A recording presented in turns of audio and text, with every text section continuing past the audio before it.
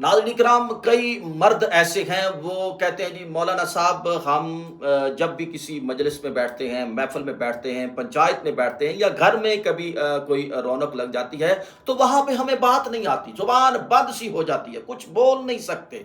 یعنی کہ ہر چیز ہوتی ہے ذہن میں، خیال میں، دل میں، ہر چیز ہوتی ہے لیکن وہاں پہ بولا نہیں جاتا۔ تو ان کے لیے میں ایک بہت زبردست وظیفہ ناظرین کرام بتانا چاہتا ہوں، وہ سن لیں اور غور کر لیں۔ یہ آپ نے اپنا عمل بنا لینا ہے، خاص کر نماز کے بعد ایک تسبیح کرنی ہے۔ اگر نماز کے بعد تسبیح نہیں کر سکتے تو پورے دن کے اندر 3 تسبیحیں آپ نے لازمی کرنی ہے۔ اور وہ کیا ہے؟ بسم اللہ الرحمن الرحیم پڑھنے کے بعد آپ نے پڑھنا وَكَلَّمَ اللَّهُ مُوسَىٰ تکلیما۔